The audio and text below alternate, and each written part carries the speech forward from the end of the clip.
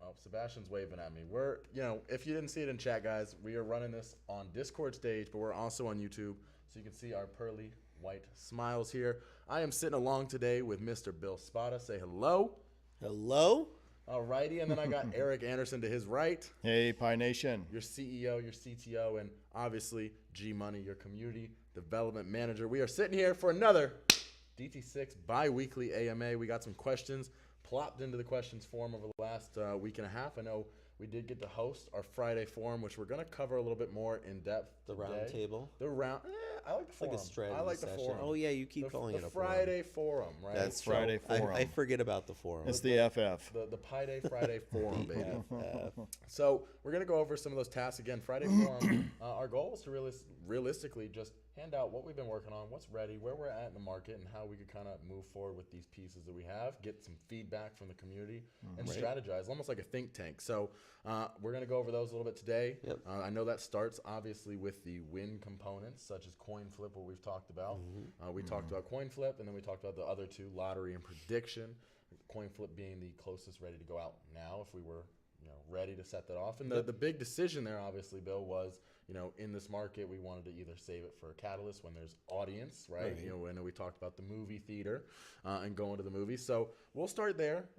We'll talk a little bit. Did we record that session? Nope, that was exclusive to whoever showed up and wanted to talk. Okay. So we gave I a nice wasn't recap. sure. I always think we should try to record I this because I agree. think it'd be good for everybody to be able to hear it. Craig Bot was messing up a little bit, so we did give a recap in the medium. So if you missed it, you missed it. And we'll be doing these. Is Craigbot the Craig from the community, or Nope. is Craig Just Craigbot is what it's called? Just what it's called. Okay, got it. It's the old Craig bot. Craig Bot. I know. I think of Craig from the community when I Right. hear that. I don't think he's a bot. No, he's not a bot. he is not a He's a bot. real person. Yeah. No. So That's good ideas too. Yeah. So, what did you think? Friday forum. Let's recap it off before we jump in. Yeah. Let me know. So, no, I think Friday's forum was definitely something we are going to do and start doing every Friday. I think we talked about the opportunity for us to come together collectively. I like to call them roundtables. You call them forums. But roundtable meaning it's everybody kind of facing inward, working towards the same goal and bringing feedback. I think feedback is really one of the most critical, crucial pieces to us as a team being successful. And the hardest part for us, and Eric, I'm sure you and I have been through this for so long to know, you just don't know what you don't know. That's right. And you don't know what people assume is always at the forefront of our heads or our minds, or what's going on in your head versus ours. There could be something that we're not seeing, or we didn't see, or we didn't catch, or something of that nature. And it's always good to have that line of communication and get that information. Absolutely. I mean, 3 heads are better than 2. Well, this is dropping some serious logic, Eric. All the time. Whenever we sit with people, all the time. All the time. Amongst our own team or bringing the community in, we always walk away with more than what we entered with. Whether it's great ideas or whether it's different ways or different thinking patterns, it's always a win. It's always a plus. Right. Amen. So, we talked a lot of things, obviously. I know you got to share a little bit about the marketing pixel, right? We talked about marketing pixel. We also talked about some new development terms for bringing Swap 2.0 direct to these, other developers. That's a huge piece. So I want you to reiterate that a little bit about what we're doing and how that's going to bolster the ecosystem for accelerated, success. The thing is, and we're starting to see this inside the token space, and a lot of our reaching out and a lot of our proactive behaviors, we've seen this recently, maybe over the last 2 or 3 months. It became very apparent to us recently was a lot of these devs or these token creators that are coming up with a new project or doing something that they feel is a good vision that really has some sort of potential. A lot of them really don't know how to create their token contract, or they haven't done it yet, or they're getting ready to, or they're reaching out. And I'd say about 9 out of 10 in the space, if not more, if not closer to 10. It's definitely closer to 10 than it is 9. It is. But let's say 9 out of 10. We'll just go conservative. 9 out of 10 of these projects that are being launched are actually reaching out for development. And so we realized that this was an absolute hotbed for us, because if we create their token, help them, drive them, develop those pieces for them, typically we can, easily give them the recommendations on, putting that liquidity on PySwap and bringing their community to our ecosystem. And, it was right in front of our face for so long. But now we realize, because we weren't going down the idea that we were going to create a token for these people. We were not going off of those ideas that we could actually do some development for them. And so the good news for us is if we do that development, it puts us in the driver's seat. And that was something that once we realized it, I think we've already got 20 proposals out there. Was that this week we started? 20 plus proposals. We've already got 2 or 3 that we're working with directly that are interested in having us create and launch stuff for them as soon as possible. So I'm very much believing that this is a great avenue. It's going to bring us some people that are actually creating in this space. Right now, it's very challenging. It's not a year ago, 6 months ago, 2 years ago, where you literally were riddled with new projects. You were riddled with DMs and constant notifications of a new project that's coming and a new pre-sale. So you just don't see that happening as much anymore. So those are onesie twosies that come up, but this is our way of actually getting the people who are creating and doing and developing stuff, is to really get in bed with them and develop for them as well. Okay. Sorry, that threw me off. No, I 100% agree. I think Not like physically. Yeah, I know, not physically, okay. Bill. Okay. It just, Okay, you gave me a weird look yeah, there. no, it's, memories from the couch. But anyway. Memories from Wow. the couch. The funny thing is we're sitting on a couch. You are sitting on the couch. What are you trying to imply? Leaving it at that. Yeah, leave it I'm at that. leaving it at that. So, Let's leave that at that. Leave that at that. so I think this actually, on this topic of conversation, I have a question here. We're going to kind of go over to these. Are we live stream or are we just... Okay. They see your face. Oh, They see okay. Very good. So I want to talk a little bit, this question here, leading from that one. The question is about Swap 2.0. Projects can launch on PySwap using either 1.0 or 2.0 routers. Sure. For the non-devs in the community, can you please explain what that means for existing or new projects that are interested in utilizing Swap 2.0? Now, do they have to rewrite their contracts? Does this affect people being able to trade their tokens on other swaps? That's kind of the general question here. Sure. You want me to take that one? So with PySwap, you can launch a traditional Swap 1.0 contract, which will work on PancakeSwap as well as PySwap and things. For the Swap 2.0 technology, we'll have to make a couple changes, and those are outlined in our Git book as far as what's necessary to do that.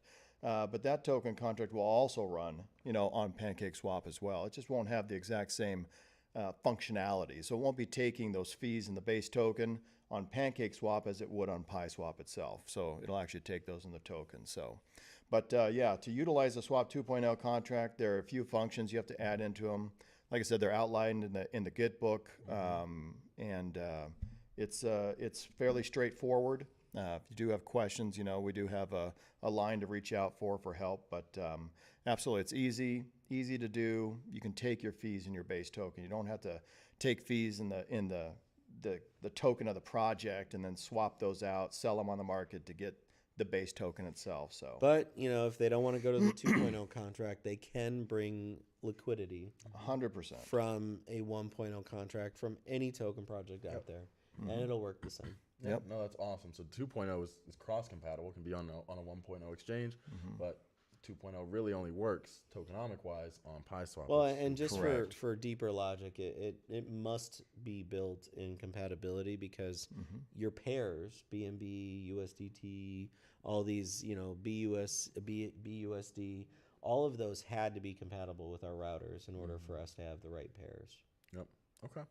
Good answer to that question. I liked it. And of course, like you mentioned, I think that's a really good point. Inside the Git book, we have that documentation, even a full sample contract, so you can see what functions need to be added in and what they look like. You bet. As an example there. So I think that's a huge win. Of course, so, you can always go to PYE Lab and just point and click, build your own contract, and be ready to roll. Boom. Yeah. Amen. Okay, well, let's get into a little bit further then. We're going to keep going here down our AMA questions. I also want to remind everybody in Discord on the stage, if you didn't submit any questions or you got something that you want to discuss with any three of us up here, or even Sebastian, who's in the background there, we'll pull you up. Let's have conversations. Let's talk. So raise a hand if you're on the stage as we get through these questions, of course. So, Bill, it's been 4 months since the migration, and those temporary taxes on all DT6 coins are still at 20%. When do you plan on removing them? When do you, Bill, plan on removing them? No coin on crypto has a 0% buy, 20% sell up for 4 months. Thank you. That's our question. You know, I think Eric and I haven't really really it's one of those things with the way things in the environment that we're in right now. It's just been a really tough environment for a lot of navigation of most projects, really. We're not the only ones out there that are dealing with it. I know our past history for this year and the things we've dealt with, and really just getting rebased. I mean, getting based in a place where there was some sort of uptick in volume, some positive energy that was coming in. And really, I know the easy way, or I guess the fastest, easiest excuse is always going to be the market. But we've never seen, this is not, I mean, it's like uncharted territory in a way, because you've never really seen this little of volume on the Binance Smart Chain. Haven't seen true. it. And I'm not talking about PancakeSwap. I'm talking about the entire Binance Smart Chain. The whole chain. So for us right now, our goal was during this period of time when we're seeing a little bit of a lull, I guess you could say. It's kind of like a hurry up and wait is what it feels like we've been dealing with.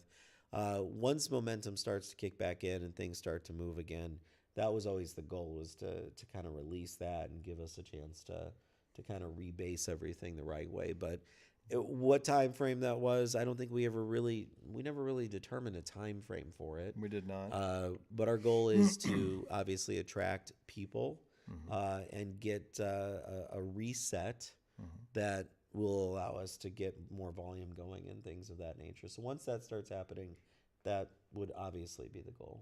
Good deal. Okay.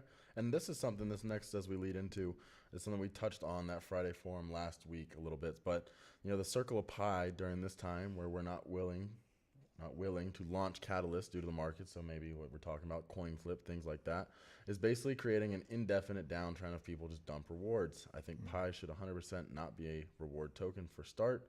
It is a main token, so it's awful to see it being minted as a reward. Is this, I know we've kind of talked back and forth. I've seen some community sentiment about maybe not a circle of PYE, but the line of PYE or something like that, where The PYE line? doing a full circle and maybe stop or reduce some emissions. What are your guys' thoughts on that individually? Well, I certainly do agree on PYE being a reward. I think in this time, in the place that, and I don't want to say where we are, it's where the market is. It's pretty obvious, and anybody who can't see that or doesn't understand that, it's very simple. Go to Dex Screener, go to the Binance Smart Chain, look at the total volume. That total volume used to be 2 billion, 3 billion a day. Now it's down to 200 million or less for the entire chain. And on top of that, it's probably about 120, 30 million of that is going to be in pegged BUSD or BNB. The remaining of that is going to be most likely small project volume, maybe all projects on the Binance Smart Chain right now. Maybe if you authenticated the actual volume, it's maybe 20 million for the whole Binance Smart Chain. If you then go down and look at the rest, it's all bot traffic. But 200 million versus 2 billion, totally different times that we're living in right now. It's just us building is really our focus. It's going to continue to be our focus because we got to be positioned. We got to be in the right place for when things start to build again. And we build literally to build, build to build. The goal is once we get to see that volume start to uptick, start seeing some momentum come back in, that's really going to be our next level that we go to. Okay, good deal. I like that. And Eric, I'm going to kick it over to you. Do we have an update on the multi-chain functionality for PySwap. It's one of those pieces that is, user here is acknowledging is tedious to implement, but definitely foundational to the swap's future. Oh, no, absolutely. I mean, it's tedious though. The multi-chain, putting PySwap under BNB as well as ETH is something that is in its final stages.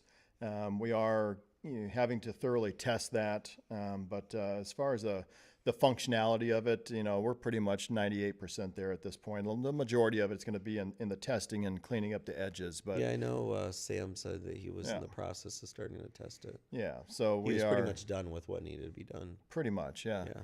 So that's just one of those items that'll get checked off the list here rather quickly. Awesome. And when we go multi-chain, that'll also bring the ETH.PySwap. That'll give it its whole same matching look as the BSC as we. It'll just be PySwap. It'll just be PySwap. You connect with a Ethereum wallet. You'll go right to the Ethereum chain. It automatically changes the networks. That's badass. No, I so love that. you're with the BSC. You go to BSC. Will that be the same for NFT Marketplace? When we do NFT Marketplace, will it just be one PySwap Marketplace and you can connect back and forth between BSC and ETH? I don't see why it couldn't be. We haven't gotten that far on the marketplace being in both places, but that certainly can be the exact same thing. Well, and it certainly makes sense to have an ETH version. I like it mainly because the majority of the volume for NFT marketplaces is on ETH. Yeah, 100%. Okay. Let's move on. We got our update on the multi-chain functionality. How about the marketing pixel? Where are we looking at that? And what are we excited? They want a little tease of where we're going to be going with that marketing pixel, how we plan to roll that out to the world, because it's definitely something groundbreaking. No crypto platform out there can do what the marketing pixel is going to set out to do. So what are the plans in the first 30 days when phase 1 launches? What does phase 1 look like? And those details there. Well, let me before I toss it to you for the strategy, I have to say that the marketing pixel it is so much like PySwap 2.0 in the fact that it is first to market. Yes, first to market. Which still baffles me that there is nobody out there that can allow you to track your advertising from start to finish. So when we launch the marketing pixel, it is groundbreaking. It is first, and it will be, should be an excellent catalyst for all projects to want to come run on PySwap itself. So I know Bill's got a strategy for marketing and pushing out and that type of thing, but as far as the platform itself, as far as the technology, it hasn't been. This is something that's normal in Web 2.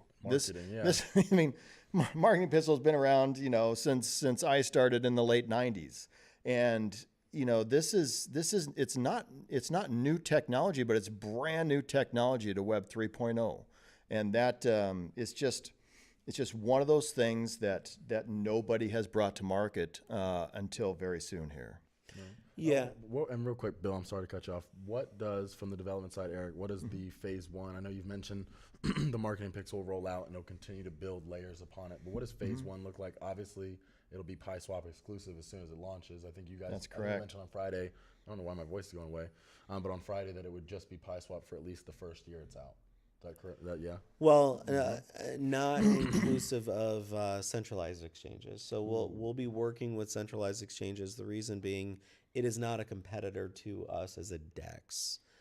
From a DEX perspective, though, we will be the exclusive DEX that you can utilize that will also provide that analytics and metrics and all the data that comes from it.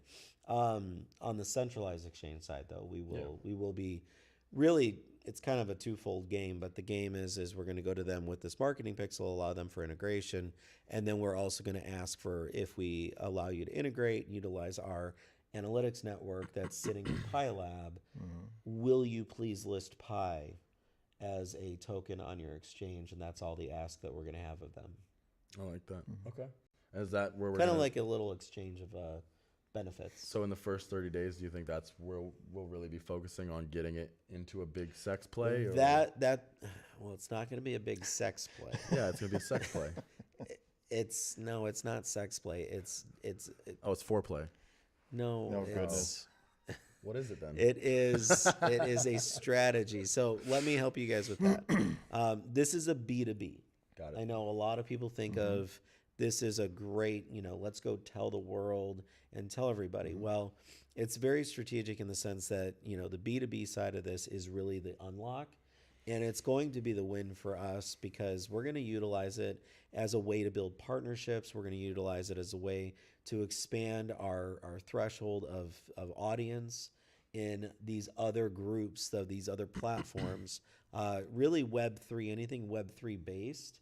It really is a Web3 pixel, and I don't think people realize that. I think they keep thinking this is just a marketing pixel. I know people keep calling it the marketing pixel. I like to call it a Web3 pixel. And that's because it does more. Because also. it is so far above and beyond big. It is not just crypto related. It's not just the ability to track, buyers and people that get into a specific token or anything like that. This is NFT related. This can go into anything into Web3 that's, ability to track any sort of pass-throughs and datas that start in one place and end at an endpoint in another, and know that the original connection came from here. That is going to be a absolute game changer. So the analytics side of that is all going to live in PyLab, right? Yep. So for the B2B, the B part of it, the second B part of it, is going to all be done through PyLab. But the user base is going to be all the users from those platforms.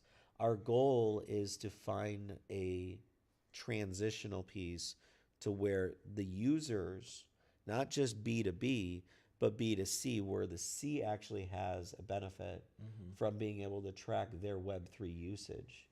Got it. So understand that as well, because if we can go down that road, you know how a lot of people, you connect your wallets, you go to all these different platforms. I understand Google gives you a track and history and all that kind of stuff, but to be able to have analytics on your wallet or analytics on all these things that you genuinely don't necessarily get access to unless you dial through the blockchain, go through all these different audits that you do on your own wallet. This hopefully on a metrics basis is going to be one of the best places to see it all encompassing and all in one on all Web3 activity that you takes place with your wallet. Okay. And just question I have actually, because I know we talked a little bit about NFTs or tokens. So when we drop the marketing pixel, will it be able to track tokens? Can you not call it the marketing pixel? I Pixel know we generation said, tool. It's a pixel generation. It's pixel tracker. Can I call it the Pixie? No. We'll give it an official name. The official name. As we get Maybe ready. the Pikesy. As we get ready to launch it, which Pixel. when that day comes here soon, the goal would be that we do a full official announcement. It will be branded. It will be its own entity, not entity separate from Pi or anything, but it'll have its own namesake, kind of like PyLab and PySwap and that type of thing. Heard. Okay, and while we're talking data and analytics, I got more of a suggestion here from Dan the man out there. But the world is increasingly data-driven. Obviously, we know this because we're pushing for a pixel generation tool. Right. We have the blockchain, but the chain isn't always the best medium for the average investor to visualize their investment. What I suggest is to be pioneers in bringing this information to our holders so we can see real-time and historic staking stats, leaderboards, NFT sales, just to name a few. Not only that, but prediction and forecast capabilities, where all these could contain rich data and analytics which are presented to the user in an easy-to-consume manner. Every site out there, we can give you a price, volume, and graphs. And we can and should think of ways to surpass that and bring this into PySwap. How you guys think about it? Yeah? No, I love it, and Wow, I'm the data guy. I love data. Data has always been the best solution, I guess you could say, when you're looking to know what to do next. And especially from an investor standpoint, wallets and blockchain and all that does not really do a very good job. Now, there are some tools out there that do some blockchain analytics, but they're very, very, very, very basic. They don't really give you the kind of all the pass-throughs and multiple layers of different depths of data. Those are all things that, we absolutely would love to put together a platform that gives you more of a snapshot and then lets you really dial into each categorical piece of your wallet. Or if you have a platform and the platform's connected to the pixel tracker and it tells you all the Web3 data that shows all the activity that took place on that platform. Like it's far bigger than just tracking if a token project knows they spent 50,000 on an influencer. Did we get any actual return? That is like the basic side of this pixel. Yeah. That is the most basic part of it. So that the B2B, what's going to happen with projects and things like that inside of PyLab, I know that's what people are excited about, and obviously we are excited about it too.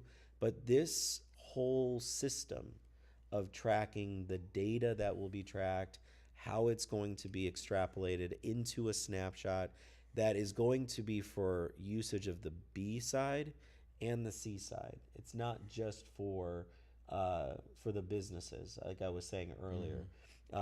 We are transitioning so that it's both pieces of it, right? If you're a investor, wallet holder, you do Web3 activity on multiple platforms, it's going to be kind of like a Google Analytics of you, in a sense, right? It's going to be able to give you, because look, I don't know how about you. I mean, I know there's a lot of people that get engaged in different platforms and different things that they do within Web3 with a wallet, right?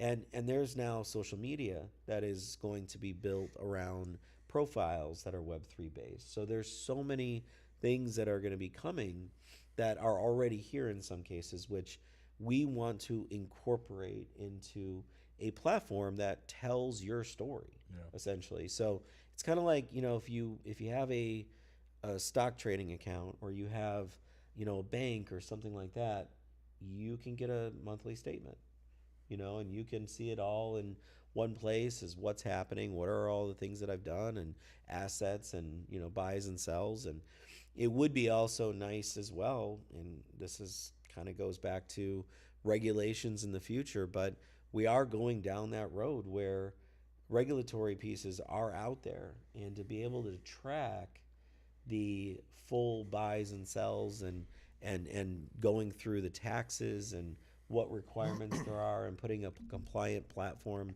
together for things like that gives people that data that they could just literally in one-stop shop just go in there, connect their wallet, take a look at their their stuff that they've done, and be able to utilize that information and feel confident in it.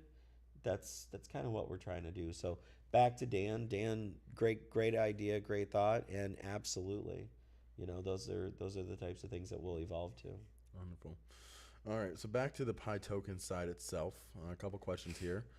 Pi on BSC side is a deflationary token with a hard cap max supply of 100 million tokens. This user's question is this also the same case with the ETH Pi? The answer is yes. Yeah, it is the same. They mirror each other. They mirror each other. Do. Yeah. Yep. Boom. Easy one, right? Currently, the price of Pi token on both sides, BSC and ETH, are slightly different. Is this going to be in line or not in line, but is this going to match up when the bridge for these for the bridge when these chains is out? Wow. Let me start again. This is jumbling in my mouth. You want me to read it? No. You look a little tired, G. I want to read it. All right. And you slept last night. You weren't on it with me. It is. I'm here. No, let me try this again. The price right now for Pi tokens on BSC and ETH, obviously not the same price. When we introduce this bridge of tokens between the chains, will this price come together to match across chains? Well, at this point, they are two separate trading markets, the ETH market and the BSC market. So they will stand alone and trade on their own. We have talked, about the possibility of making it a bridge, which is, we have not talked about that. So I'm not sure, maybe there's a little mix up in communication there with we originally talked about the possibility of bridging the two. We've also, talked about, we've launched ETH Pi. It was launched. This all came up after we launched ETH Pi. And I know that a lot of people are wondering, well, what's the value and why are the values a little different? A lot of times the values can become different mainly because there's various different benefits for each chain, right? And the maturity of those benefits for each chain has obviously matured differently. So that's where we end up with a different price, or at least from a investor's point of view, the value in which those assets are, valuable at this time. So, what we really need to do is we really need to start evolving the ETH chain, and continuing down that road of development. The goal is to get BSC. Remember, BSC is the original focus. That is staying the focus.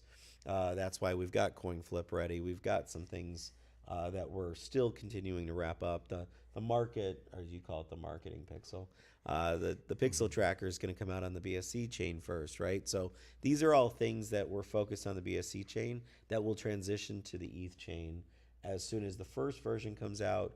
Transitioning to ETH chain is what? Couple days. Let's just say a week or two.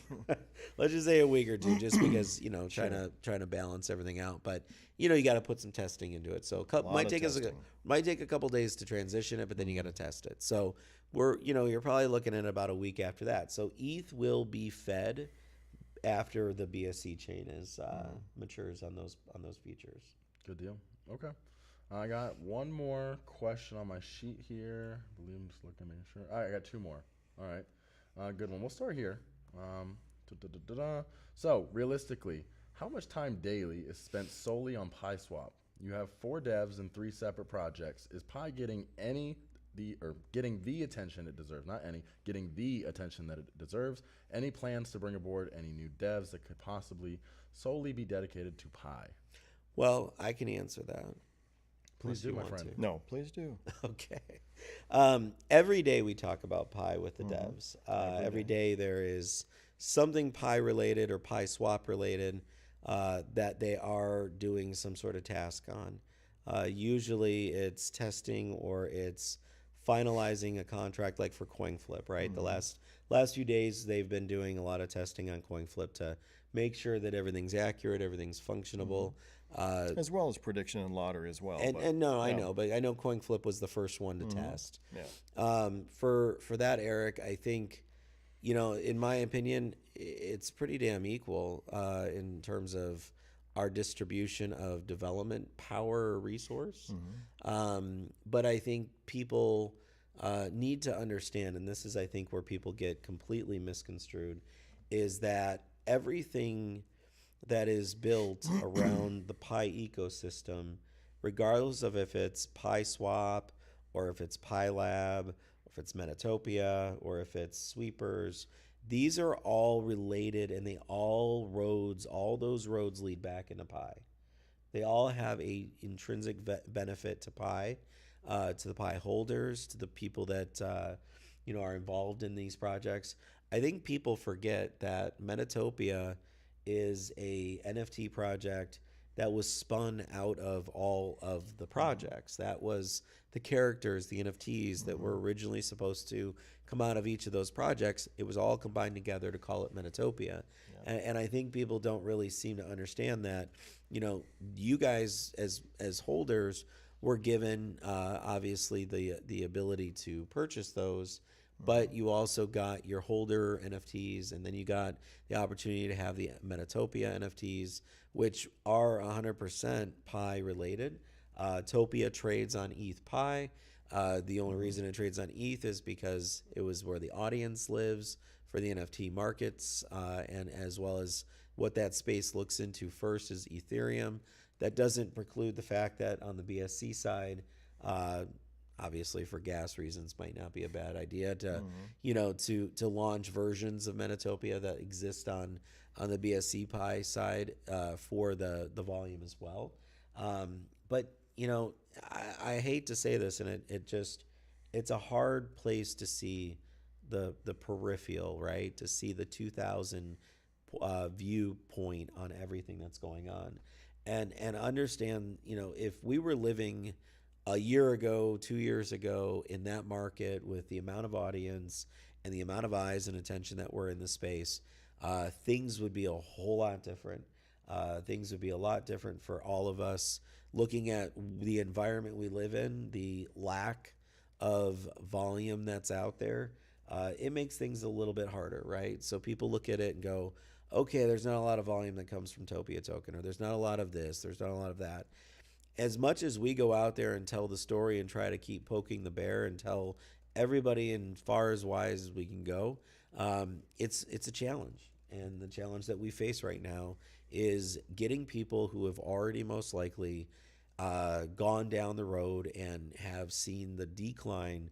The entire market has seen the decline, right? Since a year ago. You look at Ethereum, you look at BNB. BNB, you look at BTC, you look at a lot of them, and they're 60, 70% down since most of their peaks where they were at some point within the last 2 years. And a lot of people that had money in there, and a lot of people that look at us, we're tied to BNB. BNB's down 55, 60% from the time that we launched all of these projects. So you look at it and you go, wait a minute, where is the audience? Where are the people that are interested right now? And it's a lot of new people coming into the space that is at a rate of 5% of the new people coming in versus where it was a year ago. So it's really dried up to a point that our goal, we all know that this is blockchain technology and blockchain space is going to continue to grow. We all know that this technology base is going to go through ebbs and flows. It's going to go through different times in its maturity that is going to allow for different things to happen. And right now we're going through one of those times in its maturity cycle.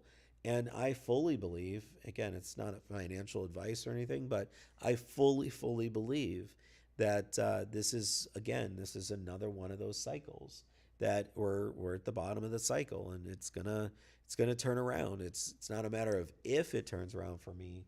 I think it's just a matter of when. And a lot of uncontrollable things that are out there right now that nobody really has control over. You've got a lot of political influence and a lot of political impact on a lot of people's money and a lot of people pulling money out of the market. I mean, if you want to see what I'm talking about, all you got to do is go to Dex Screener, go to the BSC chain, go to the ETH chain, go to the Solana chain, go to any chain, doesn't matter, and go to their volume, go to their top pairs.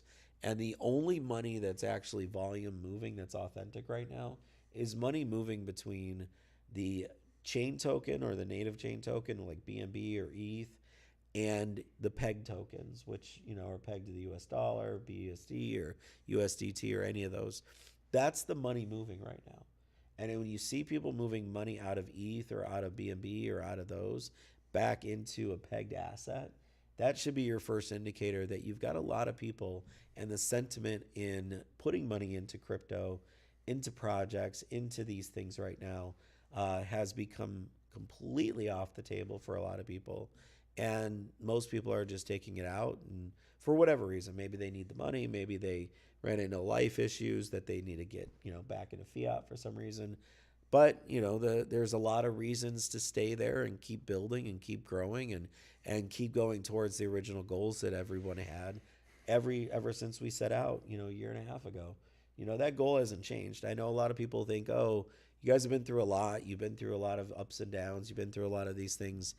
And look, that's what makes this so special. That's what gets us to be persevering and be so passionate and driven towards the purpose of what we set out to do. If it was all about money, we probably wouldn't still have been here, because there's not a lot of money that is being generated by volume right now. There's not a lot of money that is out there to go out there and actually see, because there's no volume. And so we're here mainly because we are going to finish what we started, and we are going to continue to go towards that original vision, because that vision is a good vision. And we would 100% believe that what we have to offer and the long-term side of it, yes, there's bumps along the road, and those bumps, man, they sucked. I mean, they really sucked. Going through some of that stuff was not fun. And, but you never saw us break. You never saw us, and we continue to go through it. We continue to see it. We see random stuff that pops out of nowhere. Somebody said this or somebody said that. And I mean, we get attacks from people all the time, constantly getting attacked by people. And it's really sad to me, actually, because they don't really know who we are. They don't know our intent. They don't know our heart. They don't know how hard we actually work to continue to push, continue to develop, to continue to get to a position to when we always can take a catalyst and do something special when the attention's back and everybody's kind of going down that crypto road again and gets excited about the future of blockchain and everybody sees it. I think you have to understand the reason we're going through these different stages because it's kind of like gathering groups of people and educating them over a period of time. In the early days, it was real Wild West. I remember back in like 2016, 2017, when you saw centralized exchanges that were existing and they only, been around for a month or two and then they disappeared. They disappeared with all these people's Bitcoin and all sorts of crazy stuff. And trust me, I know that because I had assets sitting on some of those exchanges back in the day, and lost them, completely lost them. Never saw them again. Never had no access. Site just disappeared, and as if it was never even a thing. But you had different group of people then. You had people who were interested in blockchain and a lot of those people were drawn in by this Bitcoin phase, right? This whole Bitcoin excitement. It was becoming a thing, but I'd say 99.9% of people in the world, when you said Bitcoin in 2018, still thought you were crazy. They still didn't know. They still didn't really understand. They knew it was making money. They knew it was going up, and they kept hearing about all these people that were just making all this money on Bitcoin and how awesome it was. But it was so foreign to so many people's brains that they couldn't quite connect. Well, over the last 2-3 years, those connections started to come into play, but it was a small percentage of the remaining population. As we go to the next phase, it's going to be a bigger percentage than the percentage of the last 2-3 years that actually start paying attention again. And it's just going to keep going in these different phases where every time it keeps going to a next phase, you're going to get more and more people that engage, that will engage with it. And that engagement, people don't realize how massive that will be. That engagement is going to continue to grow. And these ebbs and flows controlled by politics and markets and economies and wars and all these crazy decisions that are made by these world leaders all over the world, they're going to have an effect, but they won't be what finishes this story. This story will be played out on its own with its authenticity of where it started. And I'm not talking about us. I'm talking about the crypto, blockchain, Web3, NFTs, all these things. And it is going to weed out projects. I get it. You're going to see a lot of projects that started and really didn't have any utility, really didn't have anything. I mean, I love when I have somebody try to challenge me and say, hey, you guys have no utility. I really do. I think it's really funny because either one, that person doesn't understand the phrase utility or the term utility and what that really means, or they don't understand Web3, or they are just completely getting their information from some other influence that is telling them otherwise, and they're just repeating themselves. Which is usually the latter. It could be. It could be. But guys, we go to great lengths to continue at a high level, and we'll continue to stay as committed as we've always been from day one. We will continue to develop.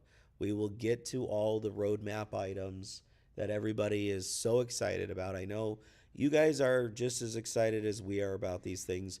Trust me, it's not like I've got Christmas presents waiting in the back closet that we don't want to put out on the Christmas tree. Right. We absolutely want to do it right. And yes, in the past, in the very beginning, all the way up until, about a year in, I would say, timing and us believing that, we'd have stuff done at certain times, and we had teams back in the day when we were outsourcing anything. We were counting on and trusting and believing in, and they didn't deliver. They didn't deliver on time, the times that we thought they would, and hence the reason why past in July, well, really June, we focused on just bringing everything in-house. And I'm going to tell you, I don't care what anybody says. I don't care who's out there, what Telegram group you're in. You say whatever you want. We have, if I took our 4 Solidity devs that are out there right now in the room over here, if I took those 4, I'd put them up against anybody's team. I wouldn't care. And our guys would do it in half the time. Yep, and better. And half the time. And that's what I don't think people understand. And they sit there, and a lot of people are like, well, why are you focused on sweepers? Why are you focused on Metatopia? Why aren't you in our room? Guys, there's only one of me, and there's only one of Eric. And our time is very important for us to stay focused on making sure we move these needles forward. And these needles all impact each other. You know, not realizing the impact sweepers has on the PYE ecosystem or the PYE holders and opportunities for our PYE holders.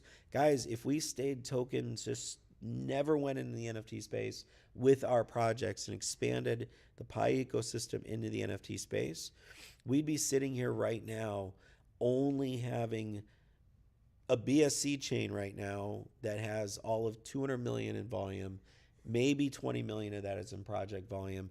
It'd be a massive struggle just focusing on trying to get that audience back right now in this environment. The opportunity to actually have something that's happening in a positive environment right now where there still is an audience, there still is people that are paying attention, and it does impact people looking at PYE. Maybe not today, but they might look at PYE in a month or 2 from now when things start to really get going, or 3 months, or whenever it is, and they might go, well, wait a minute, I'm part of that Metatopia project, I'm part of Sweepers, and these guys also have their own token side that is what this is part of this big ecosystem, and we're driving investors in. It's all a strategic way to be able to not only show off the technology we've built, which is, again, why we started Metatopia, it's also a strategic way to gain audience and drive people in. We are going to continue to creatively find ways to bring people into the ecosystem. Instead of sitting idle and waiting for an audience to show back up and 20 million in volume to actually do something, we're actually doing as proactively as we can, giving our holder opportunities, additional opportunities far and above anything that we ever talked about on a roadmap in the beginning. But we're going to continue to follow the environment. The environment tells us go this route, then we're going to go that route. If it tells us to do this, we're going to go out there and we're going to proactively do our best to make sure that we optimize as much as possible so that our holders will benefit from it. And again, patience. Patience is the hardest thing. And I know 2 weeks in crypto is like 2 years in the real world. That's true. Right? I get it. But at the same time, the people that run so fast and so quick, that's when mistakes are made. When there's a pressure cooker and there's pushes and there's shoves and there's people wanting so much so fast, so quickly, and not truly understanding how to develop good technology that is a forever technology and is sustainable versus temporary, it's just got to be done right. And we've made those mistakes. We've seen those things in real life. I don't want to do those things. I don't want to be a part of something that's gonna put us in a position where it's temporary. It's a nice little quick impact, but then it's gone. We want consistency. We want forever. We want something that will organically grow, and people organically are using our platforms, organically driving those things in there. And I know we have to go poke bears. We have to keep pushing. We have to keep running out there and talking to people. It's funny. I see it on, I don't know if I see it in the chat all the time, but I see it in DMs. People, will send us these messages in DMs. It's like, why are you so focused on sweepers? Or why are you so focused on Metatopia? And it's funny because that's implying that you know what we do 24 hours a day. Like you're not up I was gonna say you're up till about 4 a.m. every day. No, I mean, it's true. It's kind of funny to me. It's like saying you know what Seabass does all day long in the 10 to 12 hours he's here at the office every day. Implying that we're not focused on a project because you don't see me in Discord is really kind of awfully difficult for me to wrap my head around. Because I don't know why anybody would think that any other thing. I mean, right now there's different things that are going on that require different engagements. This is something we are, like I said, we're going to do the weekly Friday. It's going to be a weekly Friday forum. Let's go. I'd rather call it a roundtable. We'll call it a forum for G's sake. But you guys got to understand, like every day, every single day, everything is touched. You know, people that have this thought in their head, like, oh, why are you guys always focused on this other stuff? Guys, everything is at different maturity levels. Everything matures at different times. And right now, it doesn't require us to have to be out there and constantly beating a horn about something and correcting and driving narrative into something when there's really no audience to drive the narrative into. We're building, and we're going to continue to build. And if you want, we can go down there and drive narrative, but then we're going to get questions as to when is it coming? When is it coming? You know, we can't take the foot off the pedal and go do this, because you got to continue down the path that you started, and we're going to get there. And I have no doubt in my mind, all the things, all the roadmap items, you guys sit there and wonder about all these things and bring these things up all the time, and we're well aware of them. We're well aware of them. In some cases, we're already working on them. In some cases, no, we are not working on them. But the reason we're not working on them is because we're allocating our time so that we do things in sequence. We talked about the sequence back in July. Everything needs to be done in sequence. Right now, it's coin flip, it's lottery, it's that stuff. Next, it's the marketing. Well, it's the pixel tracker. Pixel. The Pixel. I don't like the Pixel. I don't either. I like the Pixie, though. No. It's a blockchain Pixie.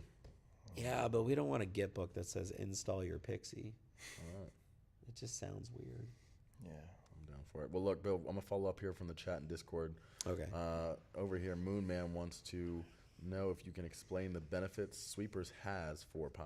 I know you talked a little bit about the audience, but if you want to expand on that for his question here. Oh, that's simple. So Metatopia is obviously part of Legacy Labs. So is Sweepers, and Sweepers intrinsically drives value into Topia Vault by its percentage that it takes for us to add items into Topia Vault. Well, what is used in Topia Vault is Topia token, right? So by driving value or deeper value in what I would call a basis, I guess you could say, of the value that's in Topia Vault, it is going to push buy pressure into utilizing Topia token. Well, when you utilize Topia token, you need it. So if you're missing out on a raffle that might be inside Topia Vault, or you're missing out on an auction and it's an item you really want, and we are going to be putting physical items in there. We are going to be putting experiences in there. So it'll be far greater than just NFTs. We started with NFTs. We're about to transition the vault in Metatopia to also offer other things, not just NFTs. But to be able to purchase those items, the volume that comes from Sweepers that goes into that, I guess you can call it treasury for Legacy Labs. It's money that is well spent to put items in there. And when we put those items in there, the influence it has on people needing Topia token, which does what? Drives them into PiSwap to buy Topia token if they're short, right? And that's it's the best place to buy it, obviously, is in PiSwap. So it does intrinsically have like a flow back all the way into the PYE ecosystem. That extension, I mean, and you've seen the proof of concept bring in, I mean, dude, the first under 4 weeks, 110 ETH on Sweepers Club minting alone, right? Like, I mean, you're talking some serious volume. Now imagine when you have the 3 extensions bringing in all that combined volume into Topia. I mean, that vault inside of Metatopia, you're going to see so many things, NFTs, handbags, and trips to France ending every single day. Well, and we're going to do some stuff with Metatopia. I mean, Season 2 commences on Monday, right? Monday. And so Season 2 will commence Monday. The entertainment value, experience value is definitely been upgraded to a whole nother level. I know the layout. Is the layout out yet, or we're putting it out? Yeah, we've shown some sneaks. It's out there on Medium. Okay. I didn't know if we actually officially changed the layout on the site. I know we were talking about doing it maybe by this week, but I know we don't maybe want to preview it too early. But anyway, the layout's going to be great. It's going to be a whole lot more fun to engage with Season 2. But we are going to be doing some things. We learned a lot every time, and this is what people don't understand. Every time we continue to evolve in whatever direction we're going, it actually influences the ecosystem. So what works and is working really well may be actually applied to other things. And so with Metatopia, we've got some things that we're going to make some adjustments on. And we're actually utilizing something that has worked extremely well with sweepers, and that we're going to actually implement into Metatopia, because I think it will definitely change the whole entire thing to a much better opportunity for the people that are holders of Metatopia. So lots of really good things that we get from all this stuff, guys. Cool deal. I got another question here from the YouTube. This is from David. He says, "Good evening, all." Good evening. That means us, obviously. Good evening, David. He hadn't been here in a while, but he's still keeping it lit. Just wants you to know that. But even though the market conditions are slow and prices have dropped off on all cryptocurrency and tokens and stocks and whatever you have it, I mean, the entire markets, global markets, just look like poop. What is the outline date for up and running a fully functioning PYE ecosystem? So I guess he's assuming or including, the Pixel along with, the marketplaces, everything out there on the PYE swap, which, I mean, to be fair, we're always going to be building on PYE swap, but I'll let you touch on that. Always. Well, there's so much more to that question. For me, I think the additional part to that would be talking more about also inclusive of the blockchain, and, the PYE chain. We talked about that. We've talked about that many times. Started development. It's going to be awesome after we've got a couple pieces of it that we need to rethink. I wouldn't say rethink necessarily. It's just we're always rethinking. Well, I'm always adding, and that's your problem. Is That's that right. I keep adding more functionality stuff, and That's right. if we just As left long as it's good. if we just left the original wireframes alone, it would be fine. Sure. It's ever evolving. Probably get things out a lot quicker. But anyway, the point that I'm making is there's so much that PYE encompasses as a project. It also encompasses the gaming side. I know a lot of people are like, okay, what's going on with mini pads, and what's going on with PYE chain, and what's going on with all these things. These are all still 100% in the works. We're still focused on every piece of these.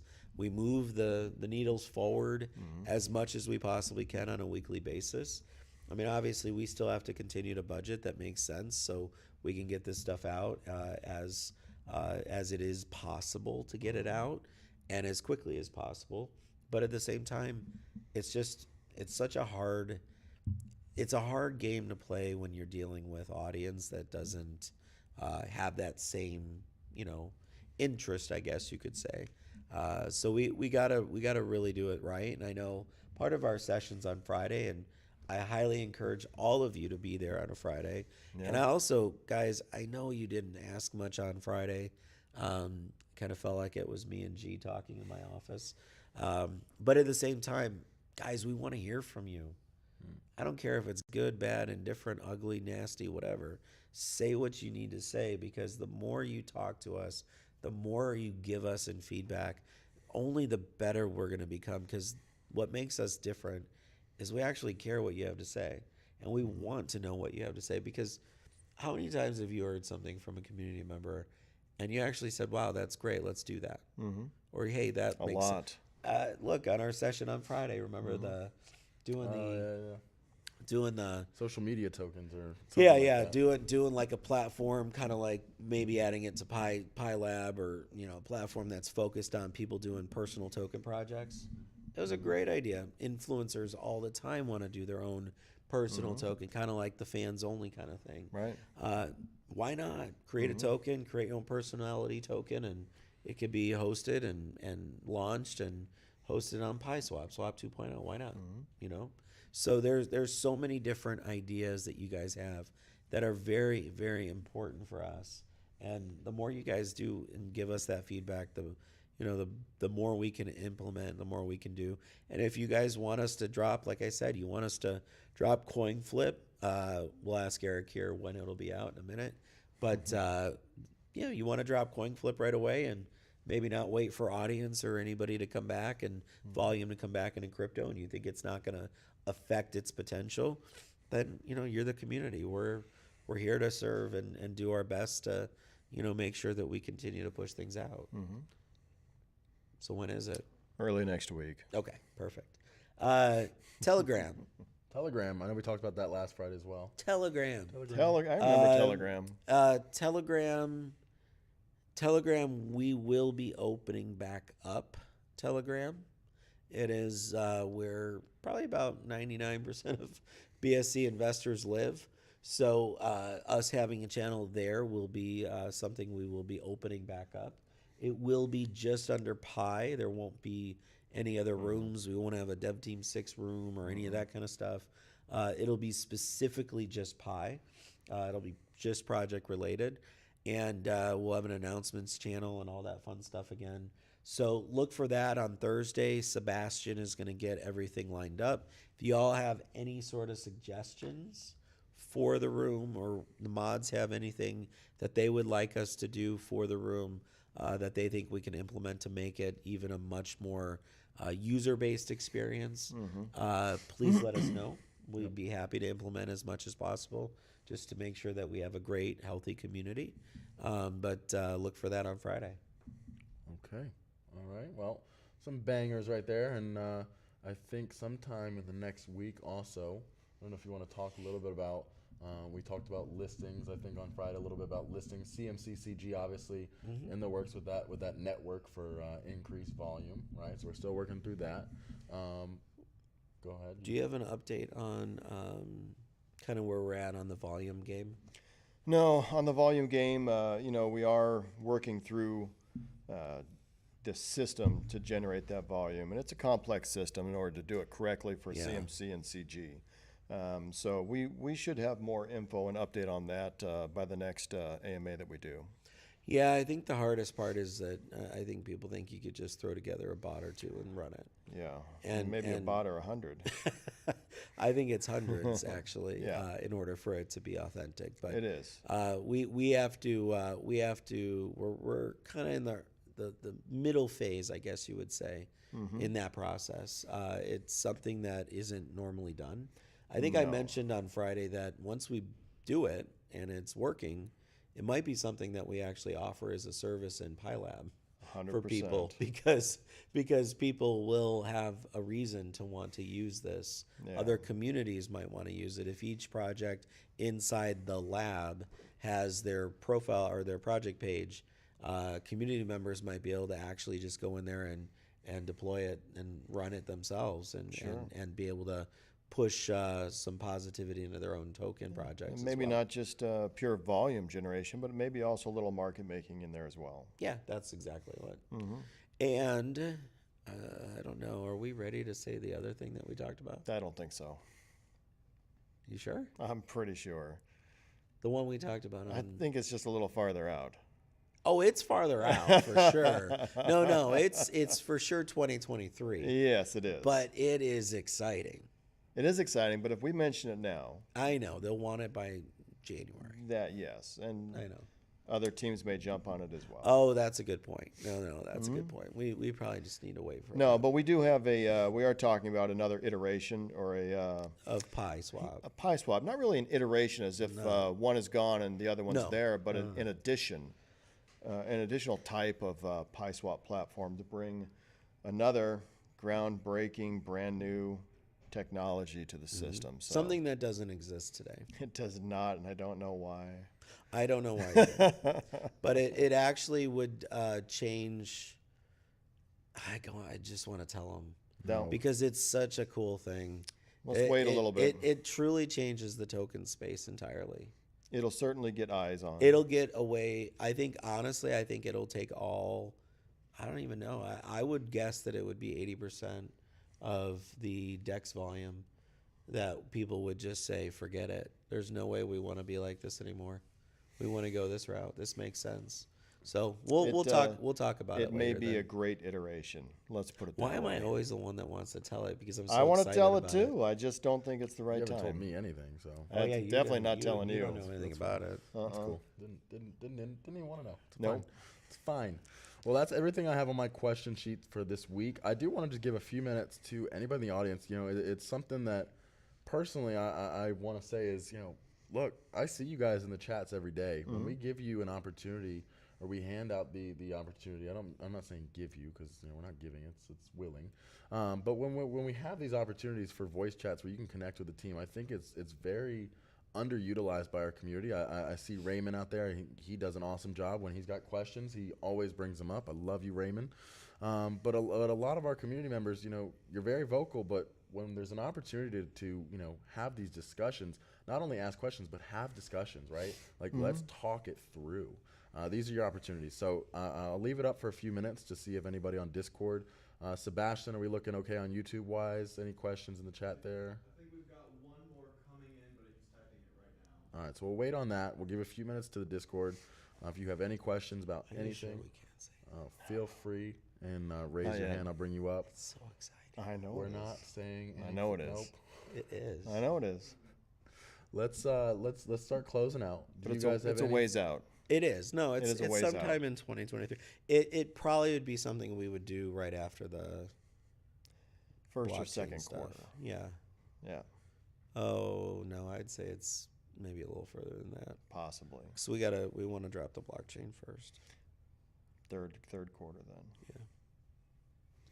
Well, I don't have any hands. Do you have any closing remarks as we kind of give some few minutes here? Oh, he got it. Hey, G-Money, where are the rest of your shorts? Where's the rest of your shorts, G-Money? I cut them off. I think they look great on my People legs. are posting lots of good No, pictures I of can us. take that. I can take that two different ways. Either they're saying he's wearing really short shorts, or they're saying that he never changes his shorts. What? Well, where There are you your go. other shorts? Because you wear the same shorts every day. No, I do not. No, I'm saying I think they're calling it cut off. There you go. This is what they're looking at. Just so you guys, understand. Well, you're welcome. just so you understand. You are welcome. That's what they're I looking hope at. it didn't blind you, buddy. It's okay. A whole bunch Both of, you guys. whole bunch of white legs, I'll wear pants next time. How about that? bright legs. Question here for somebody. Any update on the utility for the cherry ETH? Are we going to be, I know we talked about eventually getting that to a peach. How are we feeling? Yeah, For Cherry? Yes. Cherry on ETH? Mm-hmm.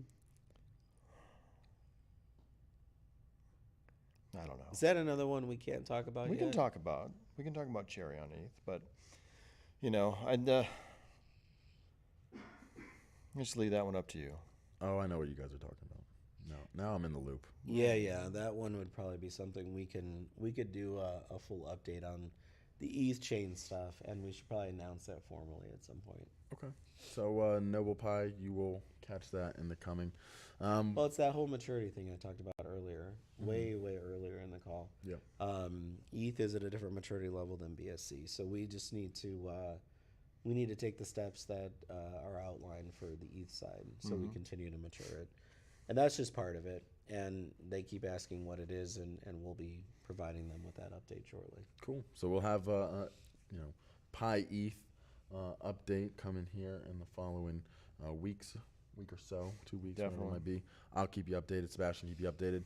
Next question thing though, how's the Pi chain coming along? I know we've talked a little bit about that. Sounds like Bill might be adding some new pieces and.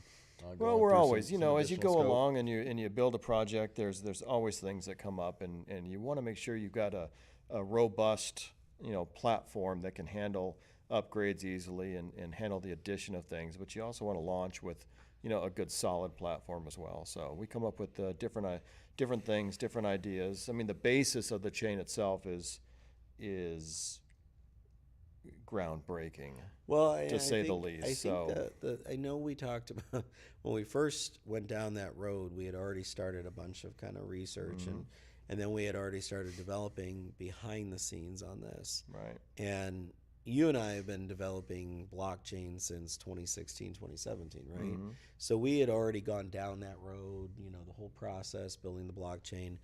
So we had a nice little head start Right. when we started doing kind of reframing it around our project with Pi. And then obviously we have a shift in a sense because what we're doing has never been done before. But then as we see the evolution of Solana and Avalanche and some of these others, obviously, for the most part, they're nothing more than a spin-off Right. of Ethereum in most cases. But our goal was to do something unique and different, but also throughout the process, I'd say probably most of this year. One thing I know, a lot of people are like, well, you're spending all this time with sweepers. Why aren't you spending it with us? It's because we're behind the scenes researching and learning a lot more about the evolution of the blockchain side. And this is just one example, but we do this with everything. We're constantly sitting there and seeing what's shifting, and blockchain technology. What are the issues with it? What are the things that they wish were there? What are the things they wish existed?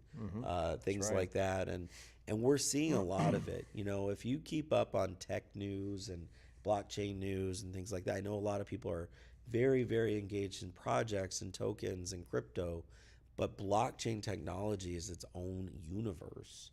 And to really do and know and be in the forefront of it, we do a lot. We're reading a lot. We're digging a lot. We're looking at people that are developing other things and the pitfalls that they've run through. We're constantly watching if a new chain comes along.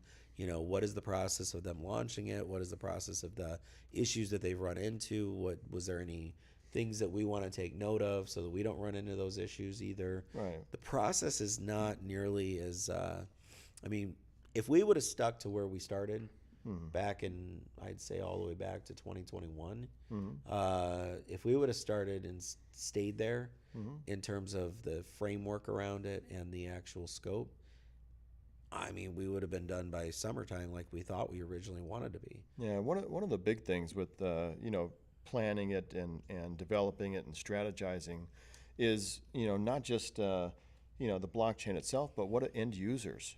How do we become the compatibility for end users that make it seamless and make it easy and just make it thoroughly adaptable or adoptable? Well, and I think I love how you use the word compatibility. And I think compatibility is kind of on the forefront of what's out there in blockchain right now. But it all really actually goes back to integration. That's right. And I know a lot of people think, okay, well, Web3 and compatibility and people actually adopting crypto and blockchain and this and that.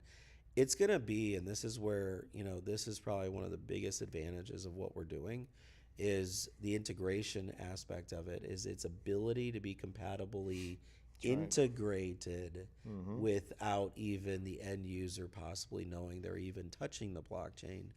This is where the mass adoption comes into play. That's right. And that's what I think is the biggest win, but yet because we're doing unique stuff that usually most blockchains only cared about forking Ethereum and throwing it out there. Sure. Whereas we actually care about the long-term sustainability of a blockchain that becomes essentially the infrastructure for the world to play on the chain. That's right. Right?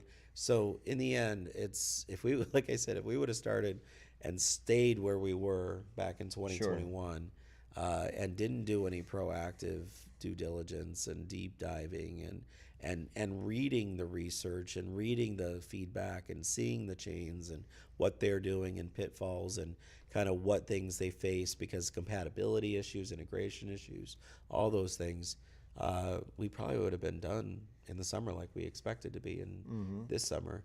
But it's going to take us more time. It's going to take time to do it and get it right. And some of those shifts that we've made add some time. But the time that it's adding is much easier to sacrifice that and be the it that people need.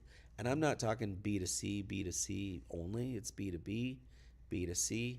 And the reason it becomes B2C is most likely because the B2B side is where integration and compatibility is plug and play, versus today, blockchain integration compatibility requires development for these B2Bs, the Bs on the other side. So I think it's going to be a lot of fun to go down this journey with the blockchain. But 100%. it will be worth it for us, and I think everybody that has taken this journey will feel the same way once they continue to see more revelation or more reveal, I guess you could say, of what we're doing, because I think we don't want to tell too much about it, because anybody that's out there that has any sort of tech experience and has blockchain experience or development experience would see that this was so obvious from day one, and Sure. that they could easily start to build, and obviously they'll be behind us, but we don't want to give anybody any No. any starting point, even if they're behind us and we release it first. I don't really want to open that door to give anybody a leg anywhere. No. Yeah, so. Okay. I got a couple other questions here. Looks like they're coming in pretty heavy from YouTube. So, U.S. crypto guy, he says he sees lots of projects launching every single day on PinkSale, PancakeSwap, Uniswap, etc. What are you doing? What are we doing to get these projects to launch on Pi and Pi Lab? I think it's a question for you, G. That is a great question for me. More of a question for Sebastian. That is more of a That's question right. for Sebastian, but Sebastian and I work very closely and have always been developing and evolving our strategy as we talk and make these outbound reaches. So, the big focus is literally just driving awareness through outbound reach, and that includes going anywhere from PinkSale, Telegrams, Discord communities, just like anybody else in our community could be doing on a daily basis, right? Making contact with projects and communities, talking about Swap 2.0, finding the projects out there that have tokenomics on them that aren't utilizing a 2.0 contract, and saying, hey, you see this sell pressure, pointing out the numbers to them specifically. So we do a lot of outbound reach, and I'll be 100% transparent. What we find from some of these projects, especially the ones that are upcoming for launch, is with a market that is so dry right now, they need as many eyes as possible. And this is why what we've talked about with Pi Lab, adding this additional feature to Pi Lab where you could split launch some of your liquidity to right. PancakeSwap, but also have a 20%, 15% also to PiSwap, because again, they're looking to get as many eyes as possible because there's not a lot of volume out there. So that's one of the big things we found, as we've done that. But the second thing that we're doing with projects is what you talked about at the beginning of the call, and hopefully he didn't miss that, but we'll go over it again because there's already been 20 proposals, and that list, Eric, what is tokens, dexes, NFT projects. NFTs, NFT minters, projects, tokens, whatever it yeah. is. But there's so many ways that, and so many different devs and founders and innovators out there that are using platforms out there to hire services from us, Dev Team 6, to fill out. And that's where we'll incorporate our Swap 2.0, flex our expertise towards them a bit there, and guide them. I wish we would have done it a long time ago. I don't know why that one wasn't one of our strategies. Yeah. So, again, right now. But keep in mind, listing on CMC and CG is the biggest reason why that we see, and this is it's not some secret.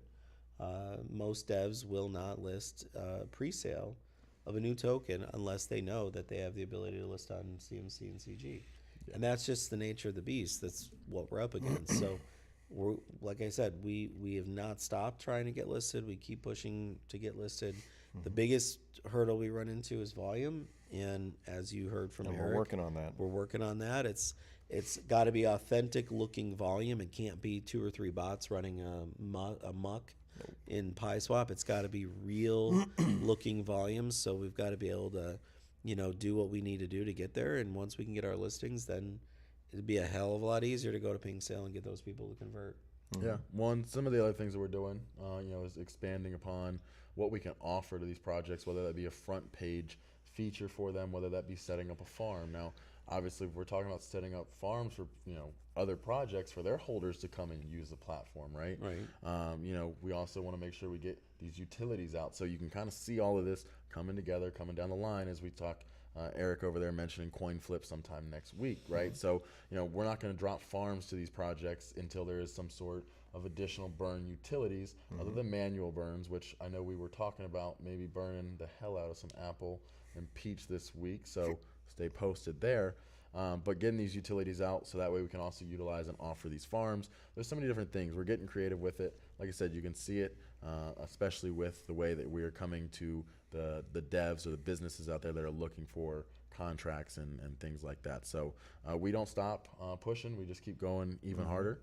And I'm excited because Sebastian's definitely having good conversations with a big DEX out there as well, where we're going to be getting Pi tokens listed on. I'm not going to name the swap just yet, but that should be within the next week, where Pi will be listed on that DEX there. And they're super excited. They're going to be doing a lot of social media. They'll be doing some campaigns for Pi coming onto their DEX, and hopefully also a really good AMA with their community. They like bananas. Yeah, they do like bananas. So if that's any reference to where we're going, their community likes bananas. So lots there, obviously. Sebastian's in here day in, day out, giving it his all, and we just keep getting better. So. And anybody that thinks I look funny today, it's because I don't really feel very well. I have like a head cold, so I probably self-conscious? I sound stuffed up. Self-conscious, bud? No, I like my. Anybody like my that thinks I don't look good today, you look fine. No, I don't look normal for some reason. Well, you look. It's the hair. I know. It's We the need a hair. ship. Dude, we got the clippers. You want to go bald right now? Mm. No? Okay. All right. Well, I'm bringing on to the next question. UI UX upgrade on PySwap to make look better. I'm gonna be honest with you here, boss man. You know, right now we're pretty happy with the UI UX. I mean, there's definitely some tweaks and maybe some additional. I know Sebastian and I have also been working with the devs to put together a list of what we want to see on PyLab's homepage. So of course, there's always going to be upgrades that we can make to UI UX. But right now, I think we're pretty happy where it's at. We want to make sure that our focus is on, expanding the ecosystem, not revising this freshly UI UX. So Well, and if somebody has any suggestions, or they saying UI UX upgrades is one thing. Actually giving us a list of what those are would be nice for us to understand. And we can sit here and say, we're happy with it, we like it, it looks good. We've had other major advisors in the crypto space that have looked at PyLab or PySwap and PyLab. They've given it the blessing, saying they really like it. They think it looks the part, acts the part, and should be good where it's at when we did the upgrade recently. So if somebody has any suggestions as to the things that they think we can make better, give us a list. And certainly as we go through all these iterations, and there always will be iterations, we'll continue to You bet. make those upgrades. There's always fine tuning. There's always Absolutely. adjustments. There's always But upgrades. and I think I know who this person is, and I think I know why they said it. And in their minds, they believe that if we can upgrade it to look the part, we'll attract more developers and more people to come use PySwap. Now, no disagreement whatsoever that if it looks the part, it will certainly attract the right people. But tell us what you think doesn't look the part. Right. So that way we can actually address those things individually and know what you mean, because it's one thing for me to sit here and go, well, we think it looks good, but not know why you don't think it, Right. what you think it needs. Because shoot, if it's something easy, quick, and simple, we'll just do it right That away. makes sense. If it's something that isn't easy, quick, and simple, but still makes sense, we're going to insert it in the sequence of things. Like we've always said since July, we're going off of our sequence. good deal. And I know we've also talked about adding more trading pairs such as stable coins and things like that. Well, we're planning to add a bunch of farms for people to utilize. The only challenge we have, and this goes back to, the market, the volume, and things just kind of being idle for so long now since the big crash started happening over the summer, is how do we attract people through farms? You don't want to keep giving out more Apple. Right. You don't want to, kind of just space all that out there for people. So we're really thinking that through. We are going to come up with something, and I have really one very solid idea that I'm going to run by the team, and then we're going to see if they like it. I've got 2 or 3 others, but I don't like them nearly as much as I like the one.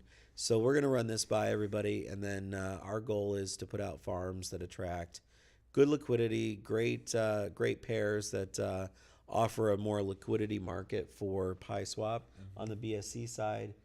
Then we'll transition it to the E side. Good deal. And what's our plan for Pi as far as getting listed on a centralized exchange?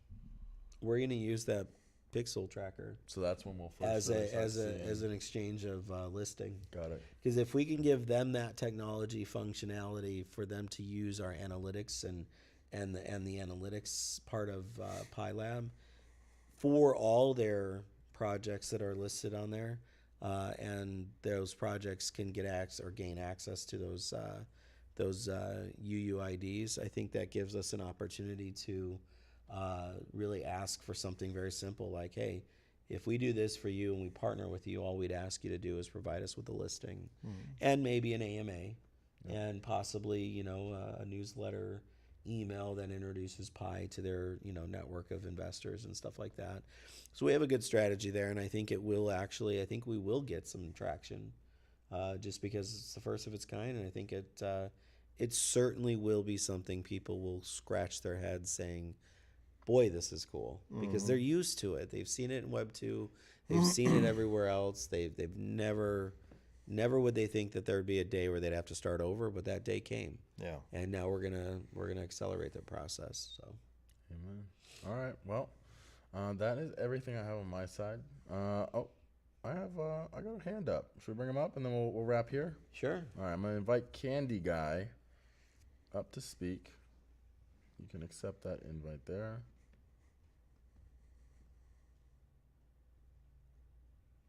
Hold tight.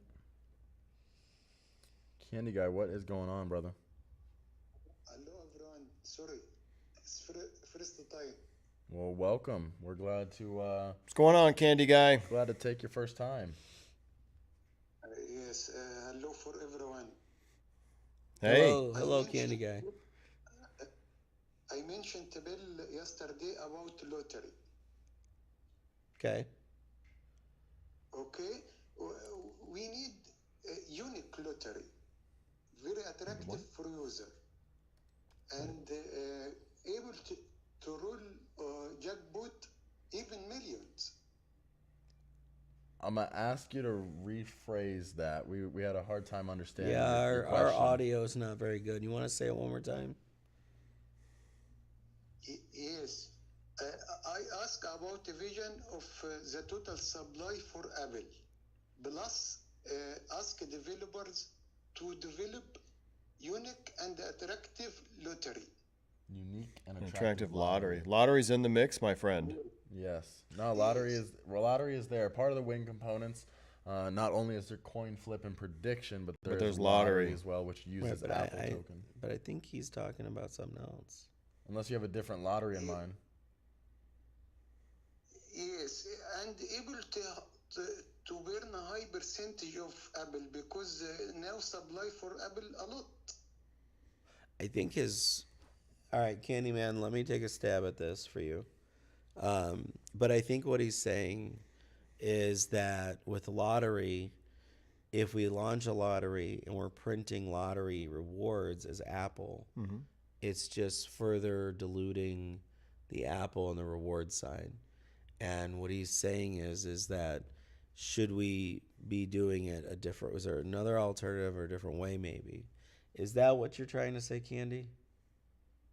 Yes, I try to say the lottery will be a good factor to attract new user if the jackpot will roll over to $200,000 of dollars. Gotcha.